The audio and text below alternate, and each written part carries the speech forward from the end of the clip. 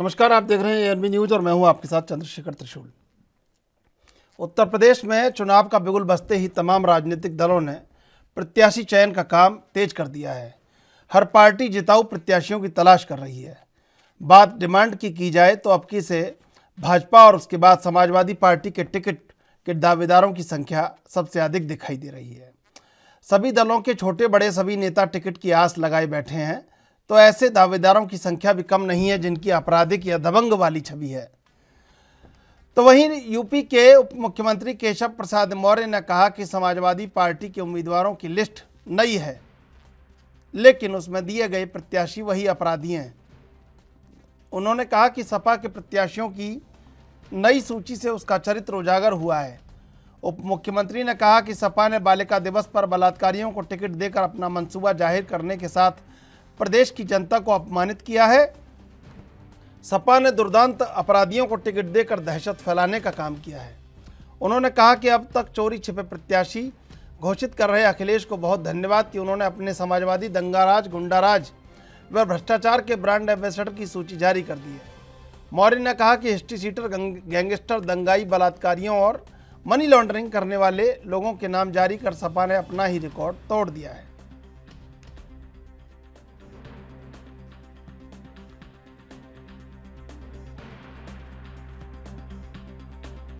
Samajwadi party और Bharatiya Janata party में, Bharatiya Janata party जब प्रत्याशियों की सूची लेकर के आती है तो वो सामाजिक समीकरण के एक शानदार गुलदस्ते को समाज के सामने प्रस्तुत करती है।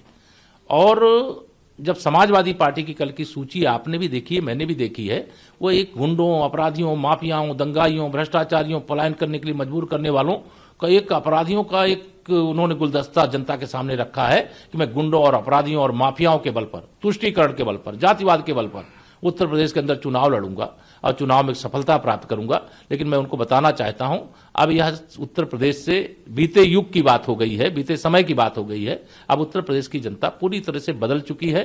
भाजपा के साथ थी, भाजपा के साथ है और भाजपा का कमल 2022 में भी खिलाने जा रही है। ये मैं पूर्ण विश्वास से 300 से अधिक सीटें फिर हम जीतेंगे।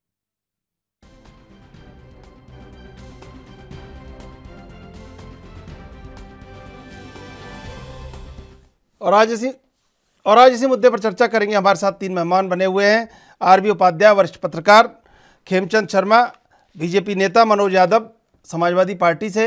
आप तीनों का स्वागत है एएनबी न्यूज पर। सबसे पहले हम खेमचंद जी आपके पास आएंगे कि आपने आरोप तो लगा दिए हैं, लेकिन अपनी लिस्टों को भी देखा कि आपके यहाँ कितने अपराधी हैं? देखिए, अपने आरोप जो लगाए हैं वो फैक्ट के आधार पे लगाए, हमने हवा में नहीं लगाए। आपने देखा होगा आदरणीय अखिलेश जी और समाजवादी पार्टी ब्राह्मण करती थी। अभी तक मात्र 5 ब्राह्मणों को इन्होंने टिकट दी है। उसमें जो सबसे ज्यादा टिकट दी गई है वो मुसलमानों को दी गई है, यादवों को दी गई है। उसके अलावा सभी समाज को इन्होंने पूरी तरीके से इग्नोर किया है। ये दिखाता है कि इनकी जो अपीजमेंट की राजनीति है कि मुसलमानों को साथ में लेके चलना है, मुसलमानों की वोट चाहिए, बाकी जो बहुसंख्यक है उनको तोड़ना है, हिंदुओं को तोड़ना है और तोड़ के राज करने की कोशिश करनी है। तो उसमें ये सक्सेसफुल नहीं होंगे। लोग जानते हैं, लोग समझते हैं। और लोगों ने जब लिस्ट में नाम देखा, लिस्ट तो नहीं है, वही पुराने नाम है जो गुंडागर्दी करते थे, मारपीट करते थे, बैन वीडियो को उठाते थे, जो भूमाफिया हैं, जो जमीनों पे कब्जा करते थे, उन्हीं को दोबारा ये एमएलए बनाने की कोशिश कर रहे हैं, उन्हीं को ये दोबारा सत्ता में लाने की कोशिश कर रहे हैं। अगर वो लोग दोबारा सत्ता में आ गए तो फिर से उत्तर प्रदेश में जंगल राज जो है व्याप्त हो जाएगा। तो उत्तर प्रदेश का जो समाज है वो जंगल राज नहीं चाहता, वो डेवलपमेंट चाहता है, वो विकास चाहता है, वो सुरक्षा चाहता है, वो अच्छा लॉ एंड ऑर्डर चाहता है, वो बहन बेटियों के लिए सुरक्षा चाहता है, वो युवाओं के लिए जॉब चाहता है। वो हर जगह जो नई काम, नई फैक्ट्रियां, नए उद्योग उत्तर प्रदेश में आए वो चाहता है। और वो डबल इंजन की सरकार ने दिया है। और गंभीर जो हमारा जो समय काल था कोरोना का, उसमें भी हम लोगों ने सेवा भी की, विकास भी किया। और आपने देखा किस तरीके से हाईवे का विकास होता है, हाईवे का निर्माण होता है, हर जगह कार्य हो रहे हैं। एक बार पहले सबसे एक बार चर्चा कर लेते हैं, फिर मैं आता हूँ आपके पास। उपलब्धियों के आंकड़े भी देखेंगे। मनोज यादव जी, आपकी लिस्ट पर तीखी और तगड़ी प्रतिक्रिया दी है केशव प्रसाद मौर्य ने और भाजपा ने। मनोज यादव जी, आवाज आ रही है आपको? जी आ रही है, बिल्कुल आवाज आ रही है। मनोज यादव जी, बड़ी तीखी और तगड़ी प्रतिक्रिया दी है। निश्चित तौर से राजनीतिक दलों के रूप में और सत्ता में बैठे बीजेपी के चरित्र के रूप में जो उन्होंने प्रतिक्रिया दी उसको मैं एक लाइन में परिभाषित करूंगा, खिसियानी बिल्ली खम्बा नोचने पे उतारू आ गई है। और ये सब इसलिए कह रहा हूँ, विषय क्या इस वक्त ये था कि किस पार्टी में कितने दागी हैं। अगर ये विषय है तो चलो इसी मुद्दे पे आज विश्लेषण कर लेते हैं आपके चैनल पे और बात कर लेते हैं। हमें समाजवादी पार्टी को ऐसे राजनीतिक दल से सर्टिफिकेट की जरूरत नहीं जिसका प्रधानमंत्री से लेके और प्रधान तक अपराधी श्रेणी के मुकदमों में पूरी तरीके से विलुप्त पाया जाता। ऐसे मुझे किसी भी तरीके से राजनीतिक दल से हमें सर्टिफिकेट की जरूरत नहीं। आप प्रधानमंत्री पे जब उठाओगे तो और धरातल में चले जाओगे। आरोपों के तहत हेलो सुन रहा हूँ मैं, आवाज आ रही है आपकी। जी जी, मैं ये कह रहा हूँ कि क्या प्रधानमंत्री पे गुजरात दंगों के आरोप नहीं लगे और उनको क्या सवाल जवाब नहीं करना पड़ा? फिर क्या मुख्यमंत्री योगी आदित्यनाथ पे 2-3 दर्जन से ज्यादा मुकदमे दर्ज थे अथवा नहीं थे? क्या केशव प्रसाद मौर्य जो इस तरह की बात कर रहे हैं, क्या उनसे मुकदमों की झड़ी कम है क्या? या कितने मुकदमे उन्होंने अपने वापस लेने की बात कही? ये सारी चीजें सामने जनता के हैं और सबको मालूम है। ये जो बीजेपी बताने की कोशिश कर रही है या एक नरेशन बनाने की कोशिश कर रही है कि समाजवादी पार्टी को चुनाव के दौरान बदनाम करो। कभी कहेंगे कि इनकी पार्टी में मुसलमानों को बहुत टिकट दिया जा रहा है, कभी कह रहे हैं कि जाटों को बहुत टिकट दिया जा रहा है, कभी कह रहे हैं कि मुसलमान को कम और जाट को ज्यादा टिकट दिया जा रहा है। ये विषय नहीं है उत्तर प्रदेश में 2022 के चुनाव का चंद्रशेखर जी। विषय है उत्तर प्रदेश में बिजली महंगी है, खाद महंगी है, पानी महंगा है, आपका हर सिस्टम जो आपने उत्तर प्रदेश में जनता के लिए लागू किया वो महंगा है। 5 किलो राशन मुफ्त देके आप अगर ये वाहवाही लेना चाहते हैं कि सब कुछ बेहतर है तो मुझे नहीं लगता है कि उत्तर प्रदेश में कुछ बेहतर दिखाई पड़ रहा। ठीक है, आरबी उपाध्याय जी, देखिए आरोप लगाने में सब एक दूसरे से आगे हैं, लेकिन अगर वास्तविक हकीकत को जांचा जाए तो सबके दामन में कहीं ना कहीं दाग है, और दाग एक दो नहीं है, दाग भी काफी तादाद में है। देखिए चंद्रशेखर जी, मैं बार बार कहता हूं कि राजनीति का जिस तेजी के साथ अपराधीकरण हो रहा है वो लोकतंत्र के लिए चिंता का विषय है। अपराधी प्रवृत्ति के लोग अगर राजनीति में आएंगे, पॉलिटिकल पार्टियां उनको प्राश्रय देंगी, और देखिए एक उंगली आप दूसरे की तरफ उठाते हैं तो 2 उंगली आपकी तरफ भी उठती हैं जी। देखिए बात वो करे जिसका दामन अपना पाक साफ हो। कामोवेश हालात ये है कि सभी पॉलिटिकल पार्टियां कोई गुरेज नहीं कर रही हैं अपराधियों को टिकट देने, और मुद्दा भी फिर उसी को बना रहे हैं। यानी मैं खुद अपराधी हूं, दूसरे को कह रहा हूं कि सामने वाला अपराधी को टिकट दे रहा है, चुन रहा है। ये विडंबना है। देखिए बिल्कुल मैं वही कहूंगा कि बात मुद्दों की होनी चाहिए। अगर अपराधीकरण रोकना है तो सभी पॉलिटिकल पार्टियों का दायित्व तो होता है ये कि वो किसी भी अपराधी को टिकट न दे, तब वो दूसरे को कह सकता है कि हाँ हमने एक भी अपराधी को टिकट नहीं दिया। जब अपने ऊपर बात आती है तो कहते हैं कि अभी अपराध सिद्ध नहीं हुआ है, मामला कोर्ट में है, और जब दूसरे का नंबर आता है तो वही पॉलिटिकल पार्टी कहती है कि नहीं वो कोर्ट की कोई मतलब नहीं है, उनके ऊपर आपराधिक मुकदमे है। मैं बिल्कुल मनोज यादव जी के बात से सहमत हूं कि बात मुद्दों की होनी चाहिए। भूखा पेट रोटी मांगता है, बीमार दवा मांगता है, बेरोजगार रोजगार मांगता है, और जनता चाहती है कि भी इलेक्शन में उसके मुद्दों की बात हो, जाति पर, धर्म पर, संप्रदाय पर, इन सबसे अलग। देखिए इलेक्शन ही एक ऐसा समय होता है जब जनता केंद्र बिंदु में होती है, या नेता जनता के दरबार में जी हाजिर होता है। बाकी टाइम तो फिर जनता ही नेता के दरबार में हाजिरी लगाती है, झुकती है, सलाम करती है और मिल नहीं पाती है अपने नेता से। तो ऐसे समय में ये जनता के मुद्दे की बात नहीं होगी, मुद्दों को दाएं बाएं भटकाया जाएगा, तो वो जनता के साथ न्याय नहीं है, अन्याय है। जी इस समय एक फोबिया बना दिया जाता है, अलग तरह का माहौल क्रिएट कर दिया जाता है और जनता के मुद्दों को दरकिनार कर दिया जाता है, बखूबी दरकिनार कर दिया जाता है, जो कि चिंता का विषय है। और मैं तो कहूंगा कि माननीय न्यायालय को आगे आना चाहिए जी। और जिस तेजी के साथ राजनीतिक अपराधीकरण हो रहा है और अपराधी लोग उच्च पदों पर बैठे हैं या वो जाने की तैयारी कर रहे हैं उच्च पदों पर, तो कौन रोकेगा?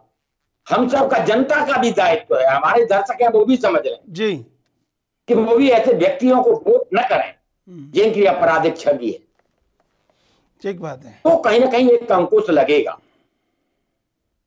जनता का क्या है कि इस समय तो वो वोट कर देती है, उनको जिता देती है और फिर उसके बाद रोती है कि भाई राजनीतिक अपराधीकरण हो रहा है। तो वोट कौन करता है? चुनता कौन है? जनता चुनती है। मैं वोट करता हूं, आप वोट करते हैं और हम लोग ही चुन के उनको संसद में और विधानसभा में भेजते हैं और फिर दोषारोपण दूसरे के ऊपर करते हैं। बिल्कुल, ये भी एक चलन है, वो ठीक नहीं। बिल्कुल, हम सबका दायित्व बनता है। ठीक है, ठीक है। मैं आता हूं आपके पास। देखिए खेमचंद शर्मा जी, आरबी उपाध्याय ये कह रहे हैं कि भूखा पेट रोटी मांगता है और नौजवान रोजगार मांगता है, शिक्षा स्वास्थ्य की ज़रूरत है और उपलब्धियों के आंकड़ों से पेट नहीं भरा जा सकता, और उस पर भी ये फिर आरोप आप लगा देते हैं एक दूसरे के ऊपर। तो क्या राजनीति से अपेक्षा करना आम आदमी की मजबूरी या एक बहुत ज़्यादा परेशानी हो गई है? राजनीति को भी समझना चाहिए। आपने आरोप लगा दिया कि लिस्ट वही है, लिस्ट नहीं है, अपराधी वही हैं, लेकिन क्या आपका दामन बिल्कुल साफ है? ये भी सोचना चाहिए एक बार। देखिए, मैं उपाध्याय जी का मान सम्मान करता हूँ, बड़े हैं, विद्वान हैं और उन्होंने सही बात कही कि भूखा पेट रोटी मांगता है और युवा को रोजगार चाहिए, हाईवे चाहिए, बहनों को सुरक्षा चाहिए, किसानों को पानी चाहिए, किसानों को उनकी जो फसल का प्रचुर मात्रा में मूल्य चाहिए। और हमने ये सब करके दिखाया है।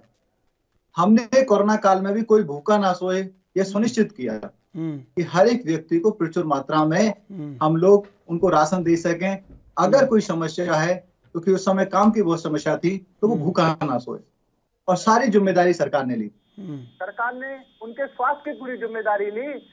आयुष्मान भारत कार्ड देके कि 5 लाख रुपए तक का जो बीमा है वो सरकार दे रही है, आप अस्पताल में जाके उसका लाभ ले सकते हो। और ऐसे करोड़ों लोग हैं जिन्होंने आयुष्मान भारत के तहत लाभ प्राप्त किया है, और उत्तर प्रदेश में भी लाखों भाई बहन, 30 लाख के आसपास घर गरीबों को उत्तर प्रदेश में दिए गए हैं, और उसमें सभी समाज के लोग हैं। हम लोग किसी भी तरीके की भेदभाव नहीं करते या ऐसी राजनीति नहीं करते जो अपीजमेंट की राजनीति कहलाती है। सब लोगों को दिए। हम लोगों ने ऐसे एरियाओं में भी हाईवे बनाए जहां पे 60-65 साल तक लोग सत्ता में रहे, वहां से प्रधानमंत्री बनते रहे, एमपी बनते रहे, एमएलए बनते रहे, लेकिन दूर दूर तक वहां पे हाईवे नहीं थे। हम लोगों ने किसान के हर खेत तक पानी पहुंचाने की कोशिश की। अगर खाद का प्राइस बढ़ता है तो उसको बढ़ने नहीं देते, उसकी सब्सिडी बढ़ाई जाती है ताकि किसान पे प्रभाव ना पड़े। पीएम किसान की 10 किस्त सीधा हमने किसानों को दिए। किसानों को, जो छोटे किसान है, 1 बीघा वाले, 2 बीघा वाले, 3 बीघा वाले, 4 बीघा वाले, उनको बहुत मदद मिलती है। आदरणीय प्राइम मिनिस्टर साहब ने जो वैक्सीनेशन का अभियान है, 22-23 करोड़ वैक्सीन उत्तर प्रदेश में लग चुकी है। आज उत्तर प्रदेश में विश्वास है, उत्तर प्रदेश का सुरक्षा कवच है, तो वो वैक्सीनेशन की वजह से है, और ये भी हमारी सरकार ने किया है। उत्तर प्रदेश में आज 21 नए मेडिकल कॉलेज बने हैं, वो हमारी सरकार ने दिए हैं। एम्स जैसा बड़ा हॉस्पिटल बना है, वो हमारी सरकार ने दिया है। आज हर जिला हॉस्पिटल को अपने इक्विप किया है कि वो गंभीर से गंभीर बीमारी को भी कैटर कर सकता है, उसका इलाज कर सकता है। ये सारी चीजें हमारे राज्य में हो रही हैं। आज हमारी बहन बेटियां रात को 12 बजे भी उत्तर प्रदेश से बाहर निकल सकती हैं। अब बात आती है लिस्ट की।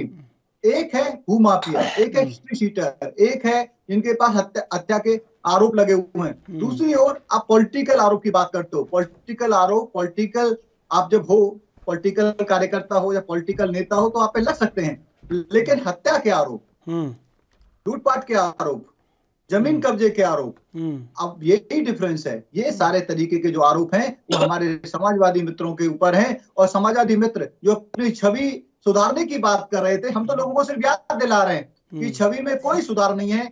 छवि में कोई भी ऐसी चीज नहीं है कि जो इंक्लूसिविटी दिखाता हो कि सभी समाज का रिप्रेजेंटेशन समाजवादी पार्टी करना चाह रही हो, समस्त उत्तर प्रदेश की सोचना चाह रही हो। वैसा नहीं है। समाजवादियों का जो प्रेम है वो जिन्नावादियों के साथ है, एक पर्टिकुलर समाज के साथ है, और वो उनकी लिस्ट से भी दिख रहा है। कहने के लिए जरूर उन्होंने भगवान परशुराम की पूजा करी, लेकिन भगवान परशुराम के वंशजों को उन्होंने टिकट नहीं दी, उन पर विश्वास नहीं दिखाया। तो ये सबको दिखाता है। और ना ही हमारा जो SC/ST समाज है उनको उन्होंने रिप्रेजेंटेशन दी।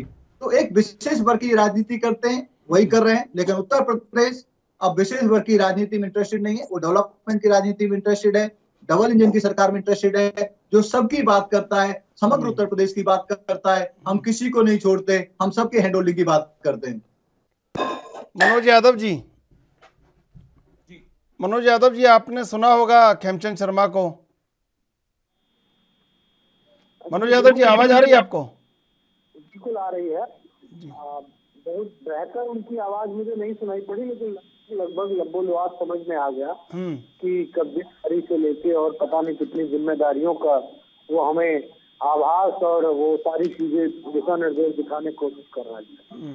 हम ये कह रहे हैं, और जो मेरा पहला आरोप था, क्या बीजेपी ने जिस अटल बिहारी वाजपेयी के राजनीतिक दल भाजपा को, जिन पे नैतिकता थी, जिन पे उस तरह की बातें थी, शुचिता थी, राजनीति में पार्टी विद डिफरेंट की बात करती थी भाजपा, क्या आज उनका गृह मंत्री वो एक कड़ी पार के रूप में सजा याफ्ता व्यक्ति था अथवा नहीं था? और अगर समाजवादी पार्टी में आप अगर ये एक लिस्ट को देख के कह रहे हैं देखिए सारे भ्रष्टाचारी हैं, सारे ये हत्यारे हैं, इसमें 5 नाम तो कम से कम केशव मौर्य को कोट करने चाहिए थे। ये देखिए उत्तर प्रदेश में समाजवादी पार्टी की 154 की लिस्ट में ये इतने भ्रष्ट लोग हैं, इतने अपराधी प्रवृत्ति के हैं, ये नाम है। अब क्यों आप नाम नहीं अब तक जस्टिफाई कर पाए? आपको करना चाहिए था। अगर नहीं कर सकते हैं तो आप इस तरह का अनर्गल प्रलाप टीवी चैनल पे न आप करिए, न आपके राजनीतिक दल करे। आपकी परीक्षा का समय है। जनता ये जानना चाह रही है कि क्या आपने उत्तर प्रदेश की जनता को डबल इंजन की सरकार की स्पीड का काम दिया अथवा नहीं दिया। जनता वो जानना चाह रही है। पहला नाम है आदरणीय अखिलेश यादव जी का। कौन सा मुकदमा उन पे दर्ज है? थोड़ा बताओ आप मुझे, मैं जानना चाहता हूँ। आजम खान साहब नाम है उसमें, उन पे कौन सा आपने मुकदमा दर्ज किया है? भैंस चोरी, किताब चोरी, ये मुकदमे दर्ज करके आप उनको अपराधी साबित करना चाहते हैं, जिस व्यक्ति ने इस देश की बेहतरीन यूनिवर्सिटी बनाई गरीब बच्चों के लिए, आप उनको अपराधी साबित करना चाहते हैं। शिवपाल जी का नाम है, शिवपाल जी पे कितने मुकदमे दर्ज है बताओ ना आप। इस तरह हमारी जो लिस्ट है, आप ये बता दो कि किन पे मुकदमे दर्ज हैं और किस तरीके के मुकदमे। और अगर पढ़े लिखे नहीं हो, मैं केशव मौर्य के बारे में कुछ कहना चाहता हूं जो उनका व्यक्तिगत है, क्योंकि वो यही सुनना चाहते हैं। दरअसल में केशव प्रसाद मौर्य डर गए जब इनके एक पार्टी RSS के दिवाकर मिश्रा ने जब इन पे मुकदमा दर्ज करा दिया कि इनकी सारी मार्कशीटें फर्जी हैं। और ये मैं नहीं कह रहा हूँ, ये मैं कोर्ट करके कह रहा हूँ, इलाहाबाद हाईकोर्ट में उसमें मुकदमा दर्ज है। अगर मेरी बात गलत हो तो निश्चित तौर पर मुझसे सवाल जवाब करना चाहिए बीजेपी को। उन पे मुकदमा दर्ज है, उन पे FIR है, उन पे मुकदमा चल रहा है कि उनकी जितनी भी मार्कशीटें हैं 8वीं के बाद की वो सब फर्जी है। यानी कि वो जो बात कह रहे हैं वो फर्जी कह रहे हैं। और दूसरी एक बात आपको पते की बता दो, आज ब्रेकिंग कर रहा हूँ, आप ब्रेकिंग चला सकते हो जी। यही है हमारे केशव मौर्य जी, जिनको लिखना पढ़ना भी नहीं आता है। अब हकीकत आप जान लो, दस्तखत कर सकते हैं बस, ये ब्रेकिंग है। आपको इनको पढ़ना लिखना तक ढंग से नहीं आता है। और न यकीन हो तो इनसे कभी कोई पत्र पढ़वा लो बैठाल के, टीवी चैनल पे पता चल जाएगा इनको कितनी हिंदी पढ़नी आती है। अब इससे ज्यादा मैं कुछ ब्रेकिंग नहीं कर पाऊंगा। तो ऐसे व्यक्ति, ऐसे व्यक्तित्व पे आरोप पे क्या जवाब दें? और अगर इतनी बड़ी लिस्ट में कोई अपराधी है तो उसका नाम बताएं। मैंने सबका बता दिया। आजम खान को, आजम खान के बेटे को राजनीतिक विद्वेष से बकरी चोरी, जिसने अरबों खरबों की चंदा लेके एक यूनिवर्सिटी बनाई, जिसने इतने लंबे राजनीतिक जीवन को जिया, उसको आप अपराधी बना दोगे? इससे पहले उन पे कौन से अपराधी मुकदमे थे बताओ? 18 जैसे योगी जी आते हैं और योगी जी व्यस्त वक्त, क्योंकि यूनिवर्सिटी उनको नहीं बर्दाश्त है। अगर लोग उत्तर प्रदेश में पढ़ लिख जाएंगे तो फिर शिखर जी आगे बढ़ जाएंगे। लेकिन बीजेपी का एक नारा है जो कभी बोलती नहीं, मैं बोल रहा हूँ, उत्तर प्रदेश में जितने ज्यादा गंवार होंगे उतने ज्यादा बीजेपी की बहार होगी। यही बीजेपी चाहती है। उत्तर प्रदेश में किसी को पढ़ने लिखने देना नहीं चाहती। आप बताइए अगर मेरी बात गलत हो। कोरोना काल आज 3 साल हो गया, क्या उत्तर प्रदेश में बीजेपी की सरकार ने गरीब बच्चों को पढ़ने के लिए व्यवस्था करी? अरे पढ़े लिखों को गंवार तो बना ही रही है, बाकी जो हमारी आने वाली पीढ़ी उसको भी गंवार बनाने पे भाजपा की सरकार खुली हुई है। स्कूल बंद कर देती है, ऑनलाइन आज भी गाँव के बच्चों के लिए कोई व्यवस्था नहीं है। स्कूल कोरोना काल में बंद हो गए, बच्चों को कोई पढ़ने की जरूरत नहीं है, पर डिग्री दे देंगे उनको। अरे तो इसी तरह डिग्री तो केशव मौर्य ने भी ले ली और आज इससे FIR करवा दिया बीजेपी और RSS के लोगों ने। तो ये तय कर लो तुम कि कौन गंवार है और कौन अपराधी है। अपराधी वो व्यक्ति होता है जो अपने तथ्यों को, अपने साक्ष्यों को, अपने उन कागजातों को गलत तरीके से प्रस्तुत करता है। वैसे आपकी हैसियत नहीं कि केशव मौर्य को टिकट न दो, जिसमें गंभीर मुकदमा चल रहा है कि वो पढ़े लिखे नहीं है, उनकी फर्जी डिग्री है। खेमचंद शर्मा जी, देखिए बड़ा आरोप लगाया है और ये भी कहा है कि लिखे पढ़े भी नहीं है और पढ़ना लिखना भी नहीं जानते हैं। अब बताइए आप। सबसे पहले तो मेरे को आशा नहीं थी कि इस तरीके की पर्सनल बातें यादव साहब करेंगे। ये दिखाता है कि यादव साहब की जो संस्कृति है, यादव साहब की जो पार्टी है, किस तरीके की बातें उनको सिखाती है। अब इन्होंने आजम खान की बात करी, अपने मुंह से बोला खरबों का चंदा उन्होंने लिया। अरे हिसाब क्यों नहीं दिया? वो कहां से पैसा आया? क्या वो दुश्मन देशों से पैसा आया या वो देशद्रोहियों से पैसा आया? कहां से पैसा आया? खरबों रुपए आजम खान के पास आए कहां से? कौन सा उद्योग चलाते हैं? कौन सी इंडस्ट्री चलाते हैं? और वो जो जमीन उन्होंने हत्याई गांव की गरीबों की सरकारी जमीन, वो क्या उनके बाप की जमीन थी? वो बर्तन जेल में रहते हो आप कहते हो वो तो सही आदमी है, ईमानदार आदमी है। अरे कैसे ईमानदार आदमी है? हम यही तो कह रहे हैं कि ऐसे ईमानदार आदमी आपकी लिस्ट में है जिन्होंने खरबों रुपए का चंदा लिया, हिसाब नहीं दिया, गांव गरीब की सरकार की जमीन हड़प कर यूनिवर्सिटी बनाई, अपना महल बनाया, अपनी कोठियां बनाई। ऐसे अपराधी आपकी लिस्ट में है और आप कंपेयर करते हो। अरे पे जो आरोप लगे थे वो निराधार साबित हुए किया है और आप उससे कंपेयर करते हो। शर्म आनी चाहिए। अखिलेश यादव जी पहले कहते हैं, लंबी लंबी बातें करते हैं कि मैं विकास की बात करूंगा, युवा की बात करूंगा। उनकी लिस्ट में देखिए कहां से युवा आते हैं, क्या उन्होंने सभी समाज को। खेमचंद जी, एक तो मनोज यादव ये कह रहे हैं कि उनकी सारी डिग्रियां फर्जी हैं, तो क्या वो कभी स्कूल नहीं गए? ये बिल्कुल गलत बोल रहे हैं और पर्सनली मैं इस वीडियो का कॉपी लूंगा, भेजूंगा। हो सकता है कि मनोज यादव जी पे भी जल्दी केस दायर हो। मनोज यादव जी ने जिस तरीके का पर्सनल अटैक किया है, बहुत बड़े नेता पे किया है, मुख्यमंत्री पर बड़ा आरोप है कि पढ़ना लिखना भी वो नहीं जानते हैं अच्छी तरह से। ये गलत है, पढ़ना लिखना नहीं जानते होते और उप मुख्यमंत्री हैं, सबसे बड़ा डिपार्टमेंट चला रहे हैं, यादव ने करोड़ों उनके फॉलोअर्स हैं। ये तो एक ऐसी बात नहीं, ये तो कोई बात नहीं है सर कि करोड़ों फॉलोअर्स हैं तो पढ़े लिखे होंगे, ये तो मुझे नहीं लगता। लेकिन मनोज यादव ने ये जो आरोप लगाया है कि पढ़े लिखे भी नहीं है और दूसरा उनकी सारी डिग्रियां फर्जी हैं और उन पर केस भी हुआ है।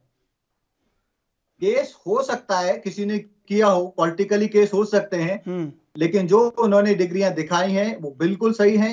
अगर इनमें दम होता तो अखिलेश और एक ये मनोज यादव ये कह रहे हैं कि 5 आदमियों के नाम गिना दो, नहीं बैठते, अभी तक ये कोर्ट में जाते, अभी तक ये हल्ला मचाते, धरना प्रदर्शन करते, 5 साल तक क्यों चुप रहे? अरे आप एक उप मुख्यमंत्री के खिलाफ आपके पास फैक्ट थे, तो क्यों चुपचाप बैठे रहे? इससे ज्यादा आपकी कमजोरी क्या हो सकती है? इसका मतलब अब आप और रूप से झूठ बोल रहे हो, राजनीति कर रहे हो और आपको शर्म आनी चाहिए। आपने केशव, मैं आरबी उपाध्याय जी आपके पास आऊंगा, एक बार जवाब ले लेता हूं। नॉन यादव ओबीसी है, उसको आपने डिफेम करने की कोशिश की है, बदनाम करने की। मैं जवाब ले लेता हूं एक बार, आपको जोरदार जवाब मिलेगा। ठीक है खेमचंद जी, जवाब लेता हूं। मनोज यादव जी, देखिए आपने बड़े गंभीर आरोप लगाए उप मुख्यमंत्री पर। मनोज यादव जी, देखिए चंद्रशेखर जी, मैं बिना साक्ष्यों की कोई बात नहीं कहता। क्या इलाहाबाद में केशव मौर्य के खिलाफ मुकदमा दर्ज है अथवा नहीं है, उनकी मार्कशीट, उनके तमाम सारी डिग्रियों को लेकर, और मुकदमा दर्ज कराने वाला समाजवादी पार्टी का कोई व्यक्ति नहीं है। दिवाकर मिश्रा भाजपा के RSS के बड़े नेता हैं, उनका पेट्रोल पंप भी है। अब कितनी बातें मैं बता दूं।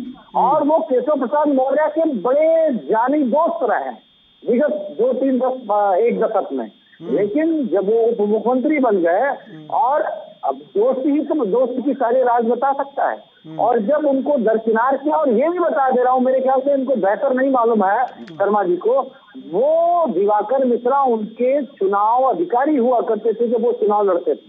तो इतना बताइए, इतनी बड़ी बड़ी जानकारी आपको दे रहे हैं, ये दिवाकर मिश्रा के बारे में नाम सहित बता रहे हैं।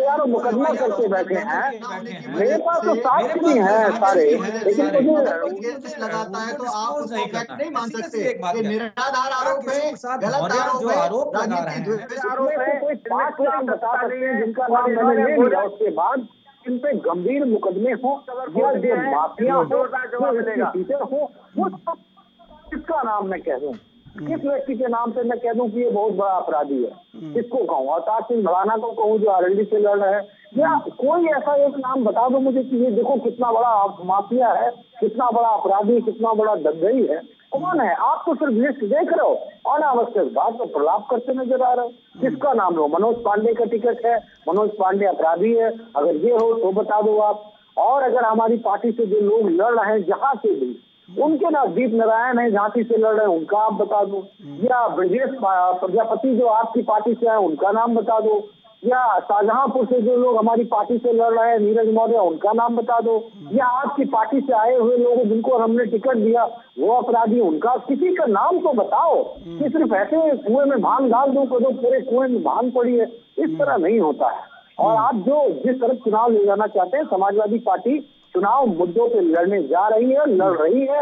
आप ये आरोप रोज ट्यूट करते रहो, बताते रहो, ये नरेशन सेट करते रहो, लेकिन जनता के बीच में 300 बिजली यूनिट फ्री देने जा रहे हैं। इसके लिए हमारा कार्यकर्ता, नेता, विधायक प्रत्याशी, पूर्व विधायक प्रत्याशी, जितने आवेदक से सब जा रहे हैं जनता के बीच में कि अखिलेश जी की सरकार बनेगी तो 300 यूनिट बिजली फ्री मिलेगी, किसानों की सिंचाई चाहे वो बिजली से हो, नहर से हो, हर सेगमेंट में फ्री होगी। हम पुरानी पेंशन देने जा रहे हैं, हम उत्तर प्रदेश में नौजवानों को 22 लाख रोजगार आईटी सेक्टर में देने जा रहे हैं। मैं आता हूँ मनोज जी आपके पास। आरबी उपाध्याय जी, देखिए बड़े गंभीर आरोप एक दूसरे के खिलाफ लगाए गए हैं और उन्होंने कहा कि 5 आदमी आप बता दीजिए जो अपराधी हों, और समाजवादी पार्टी ने कहा है कि जो सारी डिग्रियां हैं वो फर्जी हैं। तो अब ऐसे में किसकी बात सच मानी जाए? देखिए, मैंने पहले भी कहा कि एक उंगली आप दूसरे की तरफ उठाएंगे तो 2 उंगली आपकी तरफ उठाएंगे। और जनता भी जानती है, हम सब जानते हैं कि राजनीति का अपराधीकरण बहुत तेजी से हुआ है। वो किसी एक पॉलिटिकल पार्टी में, सभी पॉलिटिकल पार्टियों का यही हालत है।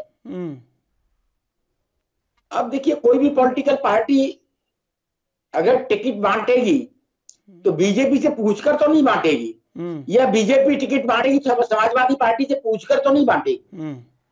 तो ये कहना कि भाई दूसरे ने सब अपराधियों को टिकट दे दिए, तो भाई टिकट तो आपने भी अपराधियों को दिए। नहीं, इन्होंने नहीं दिए। आपको अपने अपने अंदर सुधार करना चाहिए। इन्होंने किसी को, एक ही व्यक्ति ऐसा नहीं है जिसको टिकट दिया है जो अपराधी है। ये लगातार मना कर रहे हैं इस बात को। क्यों खेमचंद शर्मा जी? कौन कह रहे हैं? नहीं, खेमचंद शर्मा जी इस बात को नहीं कह सकते कि कोई अपराधी नहीं। मैं जवाब दूंगा अभी जी। देखिए, हर पॉलिटिकल पार्टी में अपराधी हैं, और खेमचंद शर्मा जी के कहने से या यादव जी के कहने से पॉलिटिकल पार्टी को क्लीन चिट नहीं मिल जाती है। नहीं, जो इलेक्शन कमीशन बीजेपी कह रही है, आरबी उपाध्याय जी बीजेपी कह रही है जो इनके ऊपर, जो इनके नेताओं के ऊपर मुकदमे हैं वो जनहित के कारण हुए हैं, उसमें कोई अपराध ऐसा नहीं है जो समाज को नुकसान पहुंचाने वाला हो। क्यों खेमचंद शर्मा जी? ये सुन लीजिए, इनका पक्ष सुन लीजिए।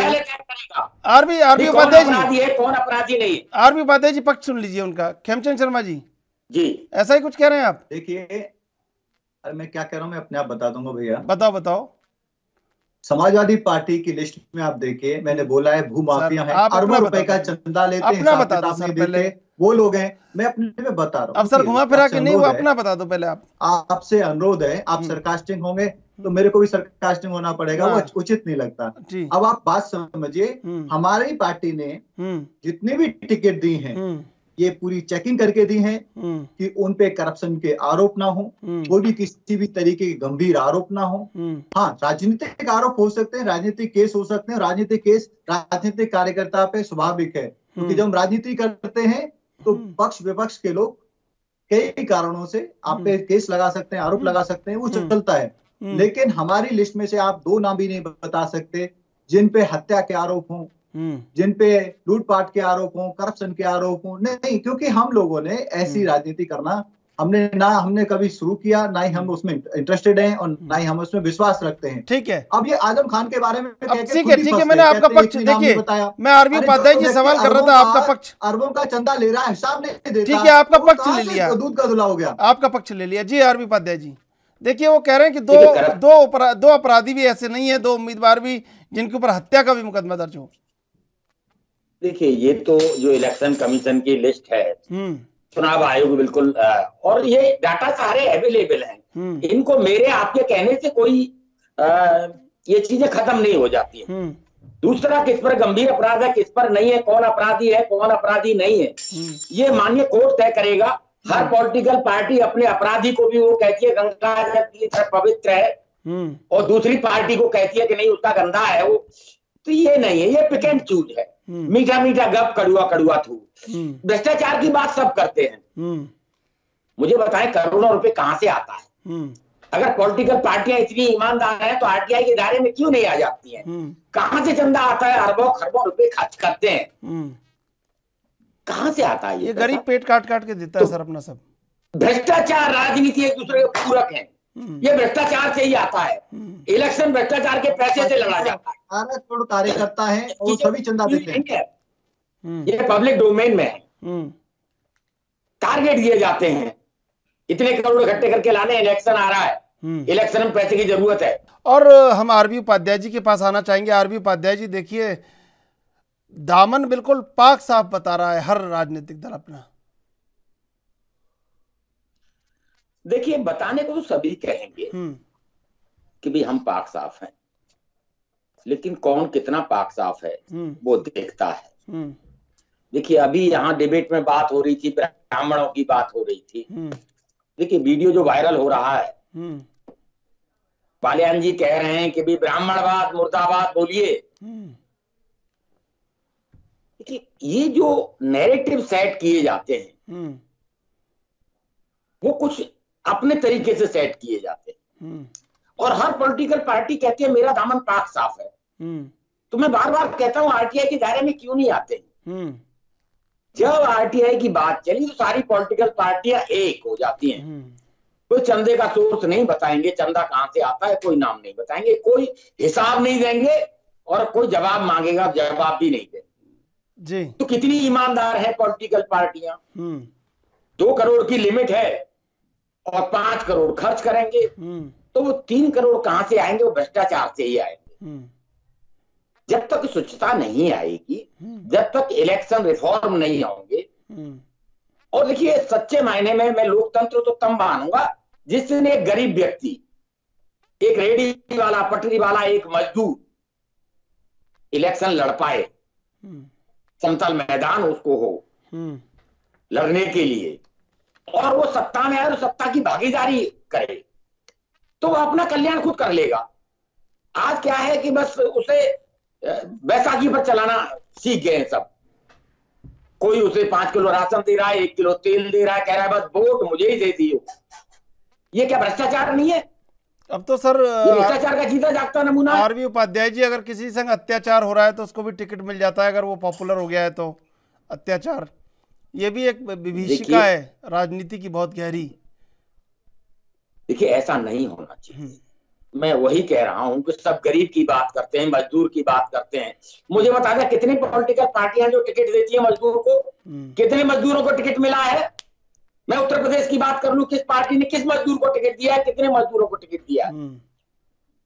नहीं देती है पॉलिटिकल। ठीक है, मैं आऊंगा आपके पास आरबी उपाध्याय जी। मनोज यादव जी, मनोज यादव जी, आवाज मिल रही है आपको?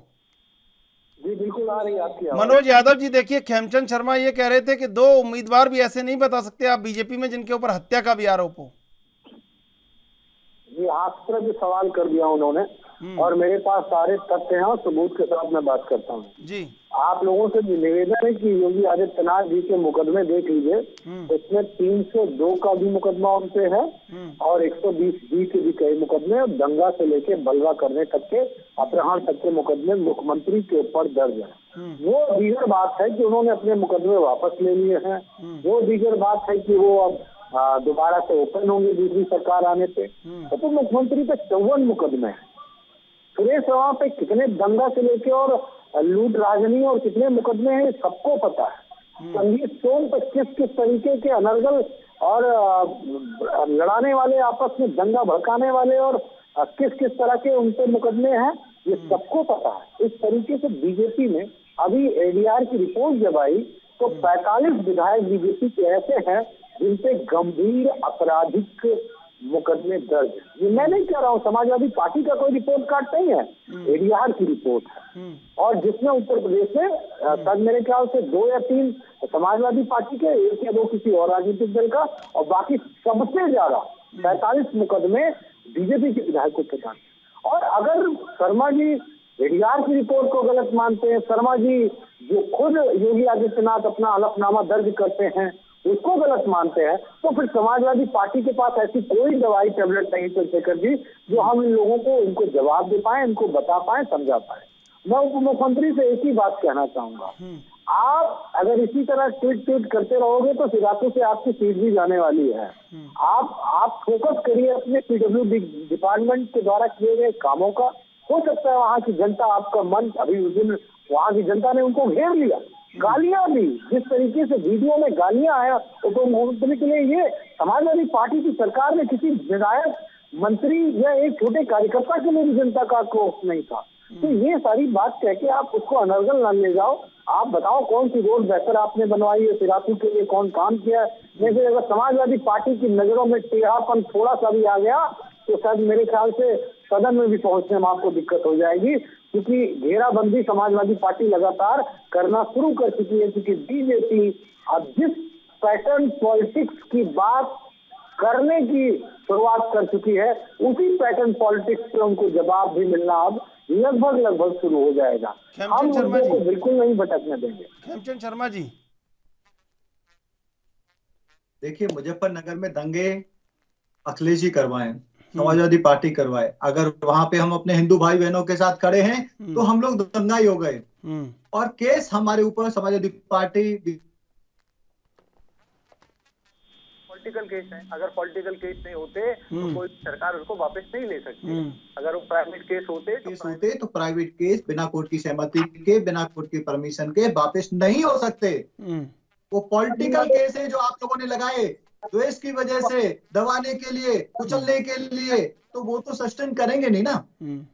आप लोगों के ऊपर वो केस हैं जो प्राइवेट केस है, जो हत्या के केस है, लूट के केस है, बलात्कार के केस है, छीना झपटी के केस है, जमीन हत्याने के केस है। समाजवादी पार्टी के इसीलिए वो केस वापस नहीं होते। हमने अपने फुलफिल किया है। आपके कहने से हमारे केस कम या ज्यादा नहीं होंगे। यहाँ पे कोई रास्ता ही थोड़ी है, यहाँ पे लोकतंत्र आपको बताना पड़ेगा। अरबों देने वाला कौन है, उसके क्या हित है, क्या चाहता है, कौन सा लोकतंत्र बताना पड़ेगा ना। तो नहीं बताते। अजय मिश्रा टेनी कौन है, जो है अजय मिश्रा टेनी, अगर गृह राज्य मंत्री है। अभी आप धमकाने का बात कर रहे हो टीवी पे, केशव प्रसाद मौर्य जी को आप घेराबंदी करके उसने नहीं दोगे, और आपने एक्सेप्ट किया है कि गाली गलौज करने वाले लोग आप पे कार्यकर्ता थे, आप घेराबंदी कर रहे हो, किसी भी घेराबंदी कर लो। आप दबा नहीं पाओगे।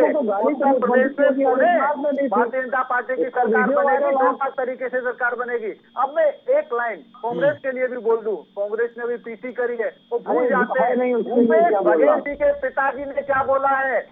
ब्राह्मणों के खिलाफ जितनी अभद्रता उन्होंने की है, हिंदू धर्म के खिलाफ जितनी अभद्रता की है कि हिंदू धर्म तो बेकार है, इसको समाप्त कर देना चाहिए, जो ब्राह्मण है सबसे बेकार है, उतनी अभद्रता तो जो सो कॉल्ड वीडियो को ये कोट कर रहे हैं उसमें 10% भी नहीं है। हमारी पार्टी अगर किसी ने गलत बयानी की है तो उसका हिसाब भी लेगी, एक्सप्लेनेशन भी लेगी, लेकिन जिनके घर खुद शीशे के होते हैं दूसरे के घरों पर पत्थर नहीं फेंकते। भूपेश बघेल और उनके पिताजी लगातार अंदरगल बातें कर रहे हैं हिंदू समाज के खिलाफ और ब्राह्मणों के खिलाफ, उसमें चुप्पी।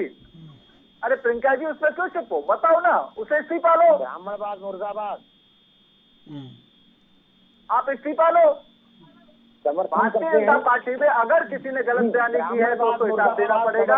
हमारे यहाँ पे इस तरीके की अपीजमेंट राजनीति नहीं चलती है। जी आरबी उपाध्याय जी, ब्राह्मणवाद मुर्दाबाद समर्थन करते हैं आप इसका?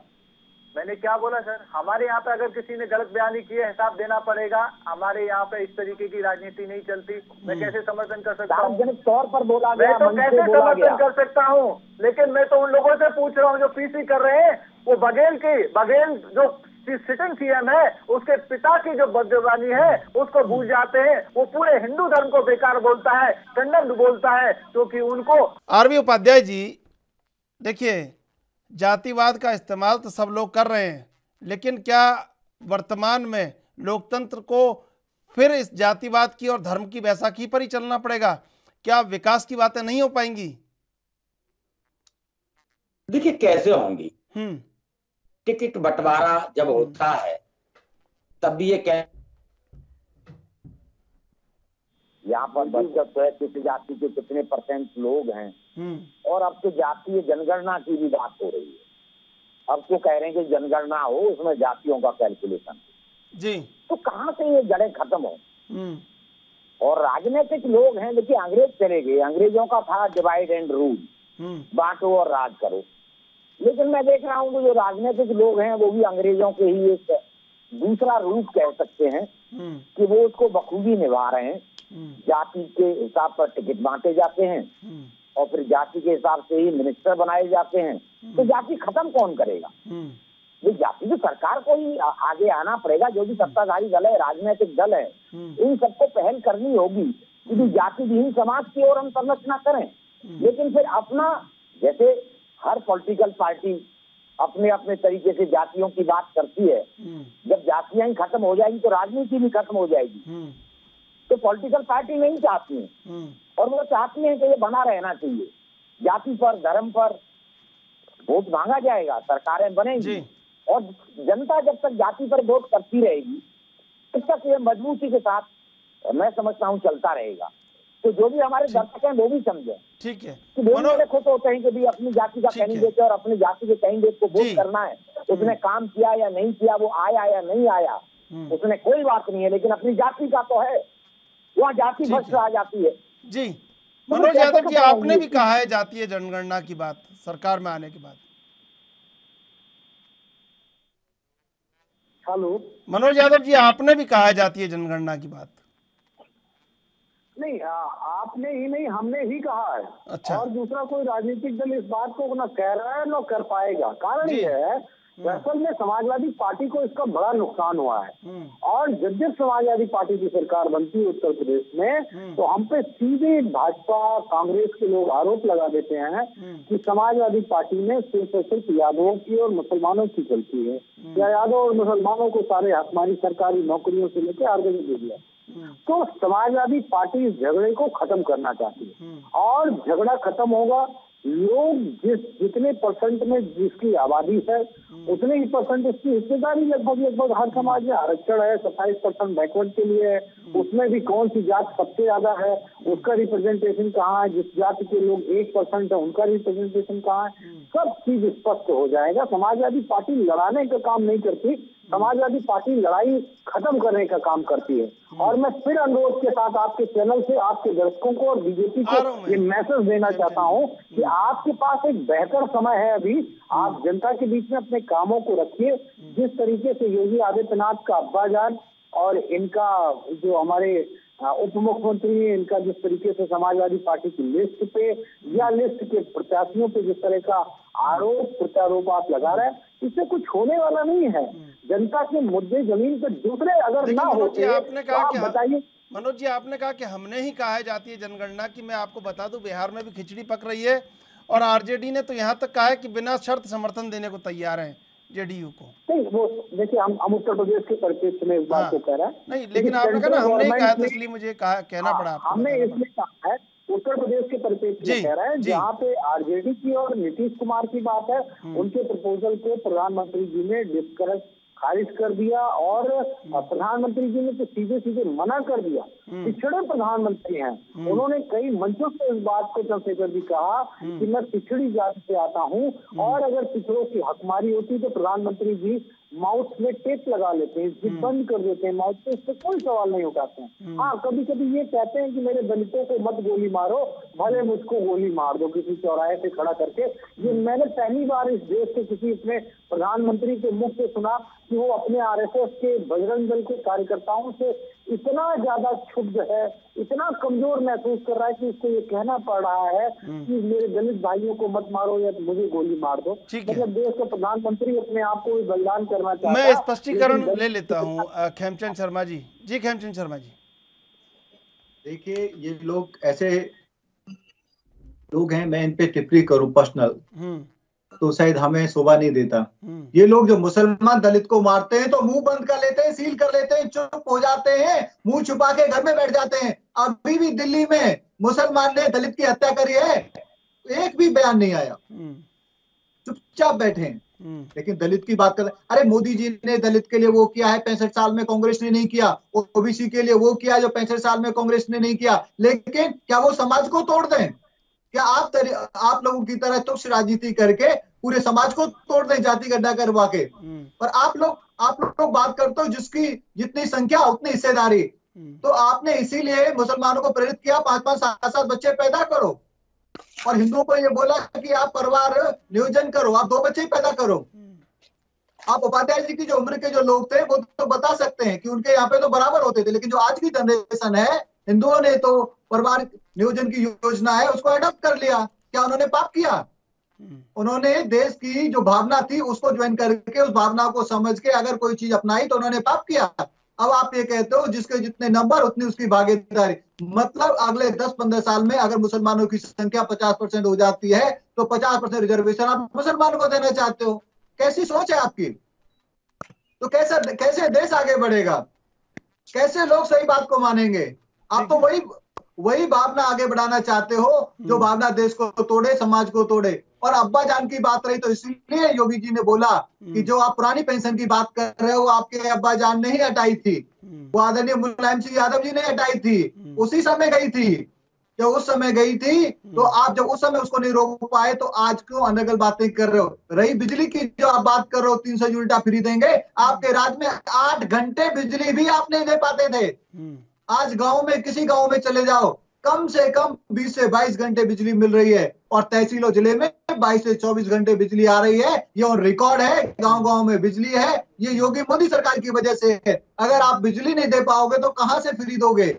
लोगों को बिजली चाहिए थी, आप बिजली नहीं दे पाए। अगर आप बिजली भी दे पाओगे तो लोग खुश होते हैं। और आप कहते हो कि आपके खिलाफ नाराजगी नहीं थी, तो ऐसे ही आपको 2014 में हराया लोकसभा में, ऐसे ही आपको 2017 में हराया, ऐसे ही 2019 में आपको जनता ने रिजेक्ट किया। नाराजगी नहीं थी तो? अरे नाराजगी थी, हम तो कहते हैं कि नाराजगी नहीं थी और ऐसी भावना थी, तो ऐसी भावना अब भी रहेगी और अब भी आप हारोगे।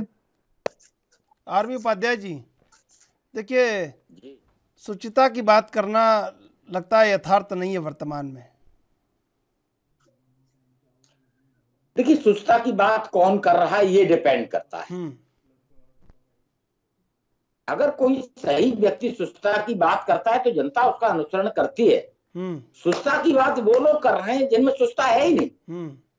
देखिए, राजनीति का अपराधीकरण, राजनीति का व्यवसायीकरण, और वो फिर लोग भ्रष्टाचार की बात करें, अच्छा नहीं लगता है जी। जनता जानती है कि सबसे ज्यादा भ्रष्टाचार तो राजनीतिक पार्टियां करती हैं और आरोप दूसरों के ऊपर लगाती हैं। तो देखिए, ये कथनी और करनी का जो फर्क है उसमें शुचिता गायब हो जाती है जी। एक कहावत है हिंदी में, मीठा मीठा गप, कड़ुआ कड़ुआ थू। देखिए, अब जाति जनगणना हो, जाति पर आरक्षण हो, भी क्यों हो, आर्थिक आधार क्यों नहीं हो जी, किसी भी जाति का हो जिसको जरूरत है, सबसे ज्यादा जरूरत आरक्षण की उस गरीब को है, उस समाज के अंतिम व्यक्ति को है, तो मैं तो फिर वही कहूंगा कि उसका एक ही आधार होना चाहिए, वो गरीबी होना चाहिए, चाहे वो किसी भी जाति का है, किसी भी संप्रदाय का है जी। लेकिन नहीं, ऐसा होता नहीं है। जो राजनीतिक लोग हैं, मैंने कहा ना, डिवाइड एंड रूल, बांटो और राज करो, तो वो ये सब चीजें होने नहीं देना चाहते। ठीक है, बिल्कुल। मैं फिर बार बार कहूंगा, क्यों नहीं गरीब को सत्ता में भागीदारी देते हैं? कोई जवाब नहीं देगा कि हमने मजदूरों को टिकट दिया है। भाई इतने मजदूर हमारी पार्टी की तरफ से लड़ रहे हैं जी, जिसकी झाड़ी, उसको ईडब्ल्यूएस कार्ड तो पकड़ा देंगे। ईडब्ल्यूएस कार्ड का मतलब 1 किलो तेल ले ले, 1 किलो चीनी ले ले, बस। लेकिन सत्ता हाथ में कटोरा दे रहे हैं उसके में। बिल्कुल। आरबी उपाध्याय जी देखिए बिजली की जी, आरबी उपाध्याय जी समय बिजली की बात में आरबी उपाध्याय जी, खेमचंद शर्मा जी, मनोज यादव जी, आप तीनों का धन्यवाद डिबेट में जुड़ने के लिए। कोई भी दल ये नहीं कह रहा है कि मजदूर की भागीदारी सत्ता में इतनी है। अपराधियों के ऊपर प्रश्न चिन्ह लगाए जा रहे हैं और हर राजनीतिक दल को ये लग रहा है कि दूसरे राजनीतिक दल ने अपराधियों को टिकट दिया है, लेकिन कोई अपनी संख्या बताने से कतरा रहा है। यही राजनीति का दोहरा चेहरा है जो कहीं ना कहीं जनता को भ्रमित कर रहा है। बहरहाल देश विदेश की ताज़ा तरीन खबरों के लिए आप देखते रहिए ANB न्यूज़।